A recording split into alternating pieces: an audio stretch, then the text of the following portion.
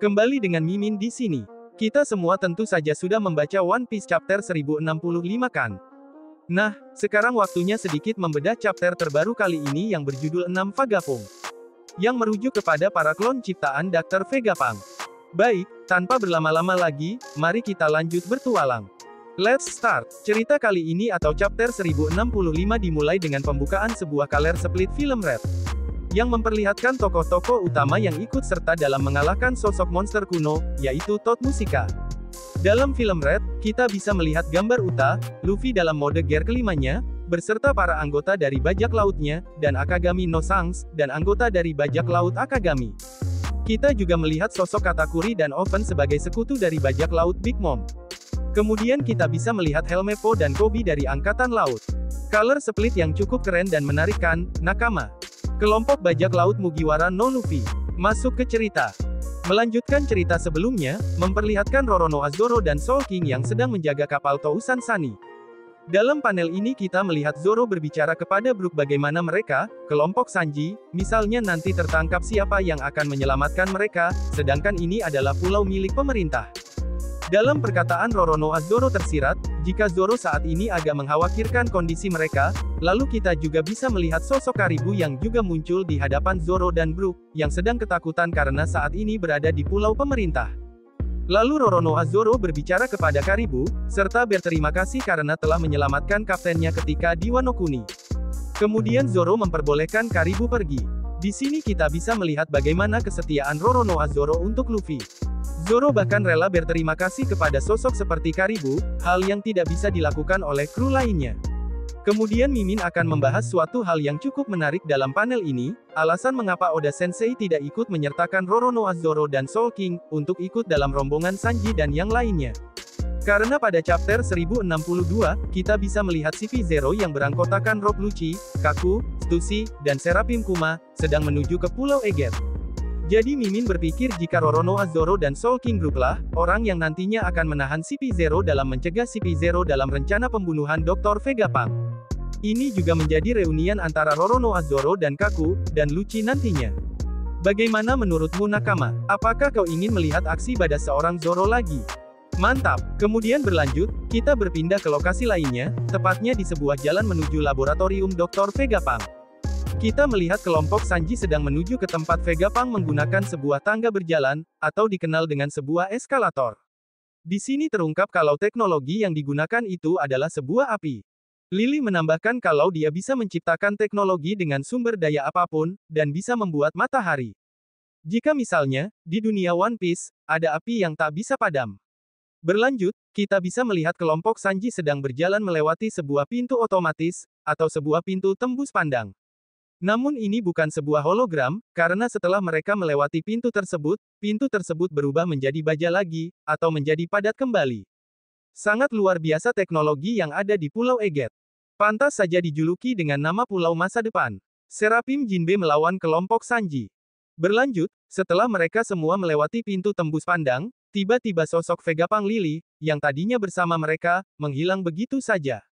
Namun ada satu sosok yang memperkenalkan dirinya sebagai Vegapunk yang bernama Edison. Dia meminta kelompok Sanji tetap maju. Di saat yang bersamaan, muncullah sosok yang mirip dengan Jinbe kecil. Yap, dia adalah sebuah Seraphim yang berbentuk Jinbe, yang sedang menunggu kedatangan kelompok Sanji. Di sini kita melihat Usopp bereaksi dengan mengatakan kalau sosok itu adalah anak Jinbe. Namun Nami membantah kalau dia adalah Jinbe yang berubah menjadi kecil. Namun Sanji membantah sekali lagi kalau sosok yang di depan mereka adalah sesosok orang yang berbeda dengan Jinbe, karena memiliki api di punggungnya, dan juga sayap hitam. Di saat yang bersamaan, itu pula Seraphim Jinbe, bersiap untuk menyerang kelompok Sanji. Menggunakan sebuah laser beam sehingga menciptakan ledakan yang cukup besar. Namun, kelompok Sanji mampu menghindari serangannya. Dengan cepat, Seraphim Jinbe langsung melancarkan serangannya ke Nami dengan cara menyelam atau berenang di atas tembok atau tanah. Sehingga kita bisa melihat reaksi Franky yang terkejut dengan kemampuan milik Seraphim Jinbe. Di sini kita bisa melihat hal yang menarik yaitu kemampuan Seraphim Jinbe. Sangat mirip dengan kemampuan Senor Pink, yaitu Sui Sui Nomi. Yaitu buah ibis tipe paramesia yang memungkinkan penggunanya untuk berenang di atas tanah atau tembok. Sedikit membahas, kemampuan yang digunakan Seraphim Jinbe tersebut kemungkinan besar adalah ciptaan dari Dr. Vegapunk. Mungkin Vegapunk mampu menciptakan buah iblis tiruan atau mengkopi kemampuan buah iblis. Laser buah iblis Kizaru yang dibuat dalam Pasifista dan Seraphim. Lalu buah iblis naga Kaido yang dimakan Momo, yang ternyata produk sukses dan bukan gagal. Jadi kemungkinan besar dengan tubuh Lunaria. Vegapunk memang menyempurnakan Seraphim dengan memberikan kemampuan yang menyerupai si Chibukai yang ditirunya. Kita ingat gunung di Pulau Kuja tertebas karena serangan pedang Seraphim Mihawk. Dan sekarang ada Seraphim Jinbei yang bisa berenang dimanapun dengan memanfaatkan kemampuan manusia ikan yang dibuat padanya. Mengerikan bukan? Tak sabar menunggu Seraphim-Seraphim lainnya yang nampaknya memang dibuat dan disesuaikan dengan kemampuan karakter yang dijadikan model. Kemudian jika kita sedikit mengingat kloningan atau manusia buatan yang diciptakan oleh kerajaan Germa. Di sini dapat kita katakan Germa berbicara tentang kuantitas atau jumlah. Sedangkan Dr. Vegapunk berbicara kualitas. Harga satu pasifista saja kita ingat seharga satu kapal perang. Nah Seraphim ini tentu berkali-kali lipat. Dan nampaknya juga bioculture liquid atau cairan pembiakan adalah cairan yang digunakan kerajaan Germa dalam membuat prajurit cloning. Sepertinya juga merupakan cairan yang digunakan Dr. Vegapunk untuk menciptakan atau membiakan Seraphim. Hal ini wajar saja, mengingat Vinsmoke Just dan Dr. Vegapunk pernah ada dalam satu tim penelitian dalam menemukan cetak biru kehidupan. Kemudian informasi dari Yonji, jika prajurit cloning yang ada dalam tabung berisi cairan pembiakan atau bioculture liquid, bisa tumbuh 4 kali lebih cepat dari manusia normal pada umumnya.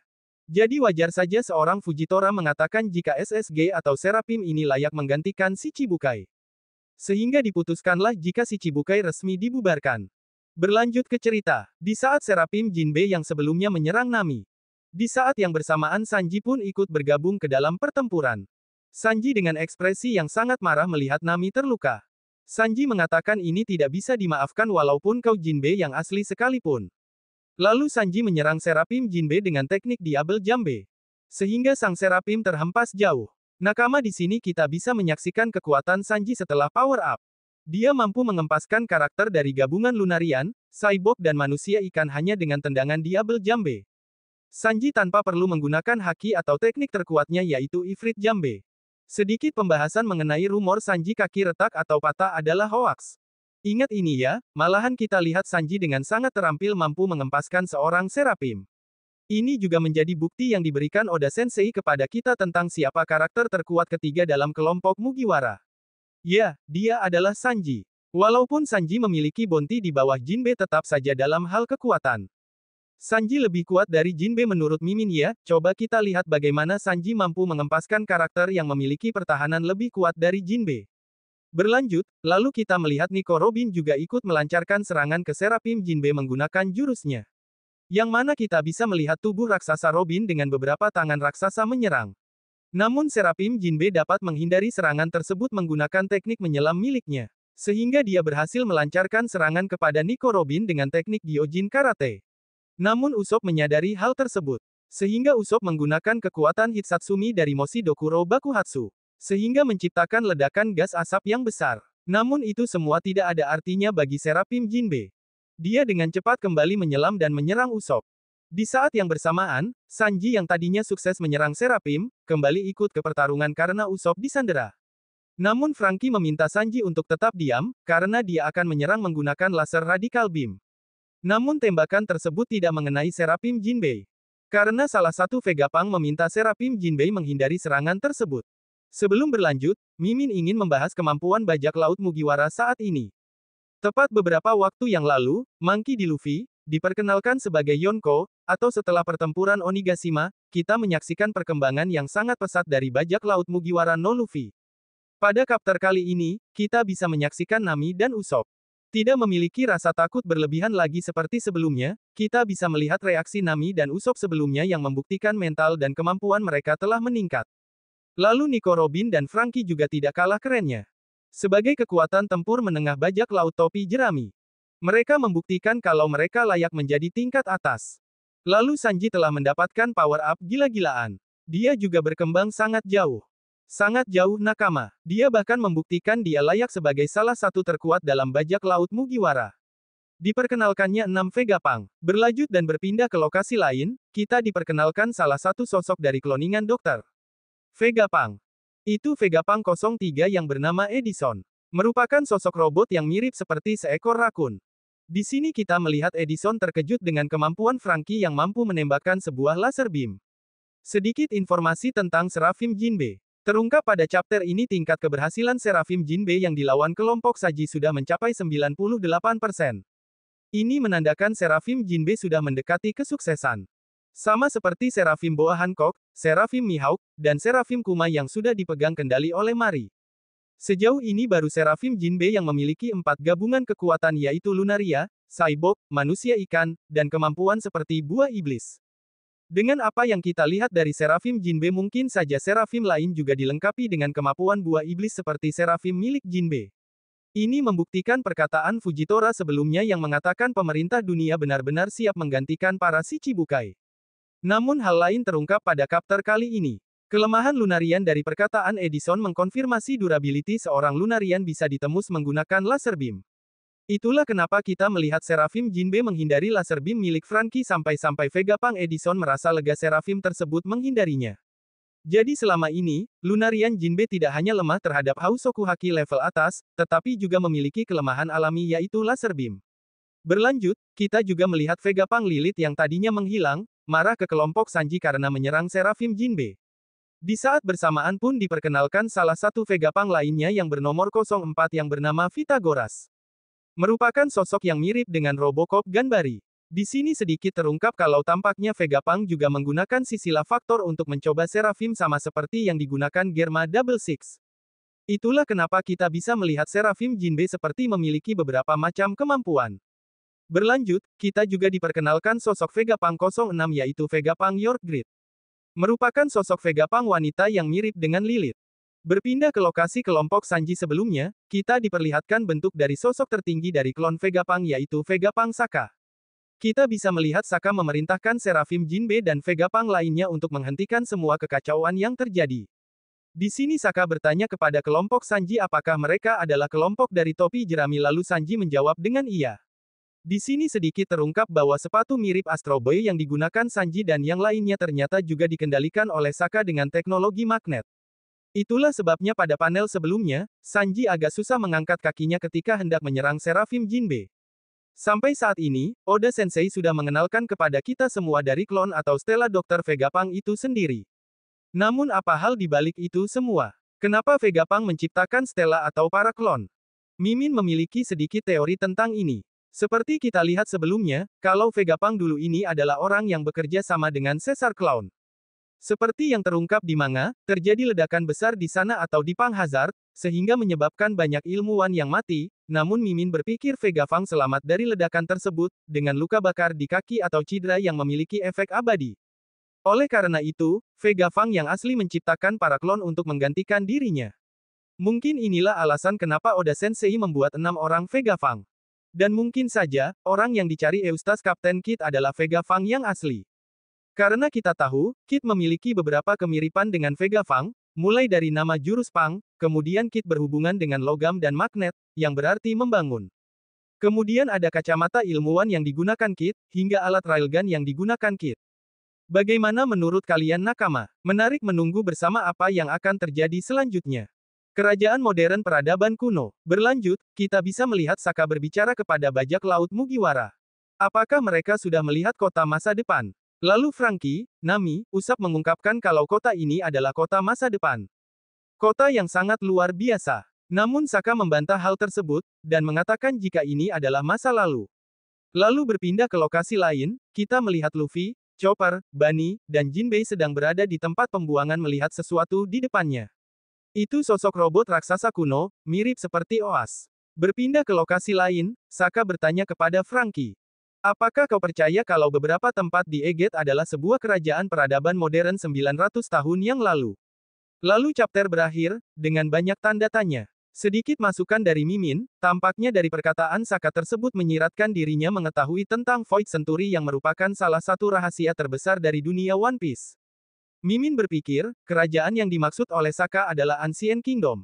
Sebuah kerajaan yang dihancurkan oleh pemerintah dunia pada 800 tahun yang lalu. Alasan kenapa pemerintah dunia menghancurkan kerajaan tersebut. Karena mungkin Ancient Kingdom merupakan sebuah kerajaan yang memiliki peradaban yang sangat maju kala itu, mungkin saja sudah terdapat nama 3 senjata kuno atau senjata pemusnah massal. Dan pada chapter kali ini kita bisa melihat sosok robot raksasa atau robot masa lalu yang merupakan robot kuno yang mungkin sudah ada sejak 800 atau 900 tahun yang lalu. Mungkin saja pemerintah dunia dan para sekutu menghancurkan Ancient Kingdom karena pemerintah dunia pada saat itu memiliki kekuatan berupa bangsa Oni atau Oas. Itulah pada flashback dalam satu episode One Piece memperlihatkan pemerintah dunia didukung atau bersama para Oas. Bisa jadi, robot kuno yang dilihat oleh Luffy, Jinbei, Chopper, dan Bani saat ini adalah sisa-sisa dari perang masa lalu. Kemudian berkaitan dengan kerajaan masa lalu, yang dikatakan kerajaan yang modern. Hal ini sangat mirip dengan kerajaan Atlantis. Kerajaan modern yang tiba-tiba hilang. Ini masih teori dari Mimin. Menarik menunggu bersama apa yang akan terjadi selanjutnya. Chapter kali ini sangat keren. Terdapat banyak informasi-informasi menarik di dalamnya. Informasi terakhir, minggu depan tidak libur. Mantap. Baik, mungkin segitu dulu yang bisa Mimin bagi bersama kalian nakama. Semoga kalian terhibur dengan apa yang aku buat dalam kesempatan kali ini. Terakhir, jika ada kesalahan dalam pengucapan atau hal yang menurut kalian kurang pas atau kurang tepat, Mimin memohon maaf yang sebesar-besarnya. Sekian.